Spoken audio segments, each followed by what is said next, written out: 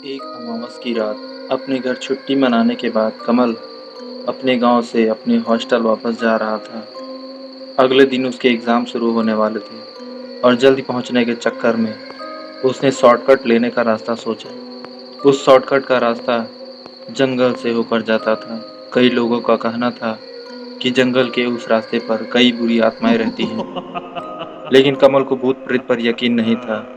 वह उसी रास्ते पर आगे चल रहा था। कमल आगे आगे जा ही रहा था कि उसे पीछे से अपने एक बस आती दिखाई दी। मेन रोड तक पहुंचने के लिए कमल को बस या गाड़ी की जरूरत थी, इसीलिए उसने उस बस को हाँच दिया और वह बस उसके पास आकर रुक गई। बस में चढ़ने के बाद कमल ने देखा कि बस में बैठे सभी लोग उसे घूरे जा रहे हैं। उसने बस के आखिरी में एक सीट खाली देखी और कमल वहां जाकर बैठ गया। पीछे बैठने के बाद जब उसने आगे देखा तो बस के सारे पैसेंजर उसे ही घूरे जा रहे थे। बस में अगली वाली सीट पर बस का कंडक्टर बैठा था।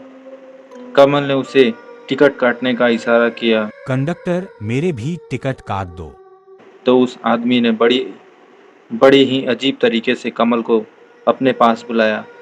कमल को कंडक्टर बहुत ही डरावनी नज़र से देख रहा था। कमल अपने साथ बैठे आदमी से कहता है। ऐसे देख रहा है मानो खा ही जाएगा।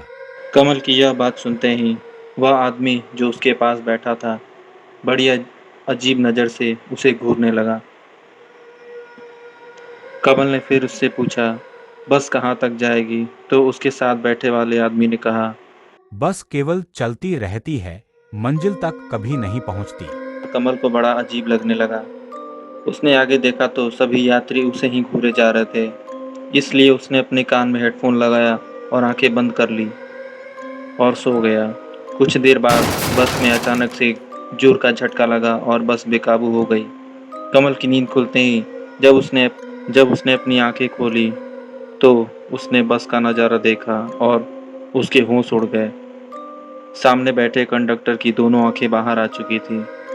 बस की आगे का कांच टूट गया हुआ था और उसके टुकड़े पूरी बस में हर तरफ फैले हुए थे। बस में बैठा हर इंसान बहुत ही अजीब लग रहा था, जैसे वो सभी जिंदा मुर्दा हो।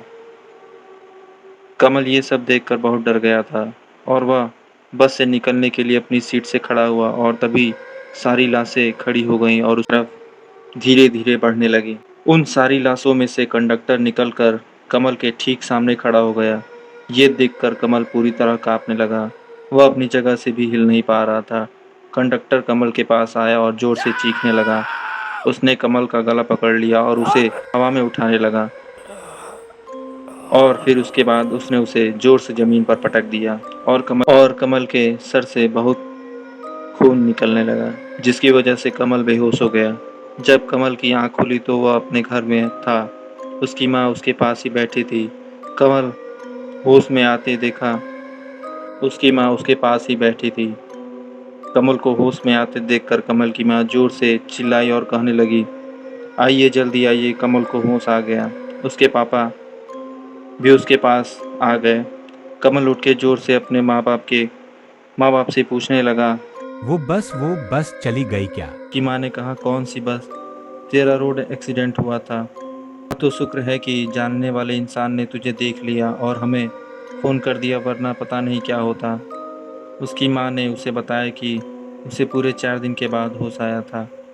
उस दिन के बाद से कई अमावस की रात आई ऐसे गुजरी जहाँ कमल को लगा कि जंगल के रास्ते पर एक बस जा रही है, जिसमें उसे वही लोग बैठे दिखाई दे रहे हैं, उसे दूर से घूरे जा रहे हैं। सिर्फ कमल ही जानता था कि उस दिन उसके साथ कोई रोड एक्सीडेंट नहीं, बल्कि उसका सामना एक मुर्दे की बस से हुआ था।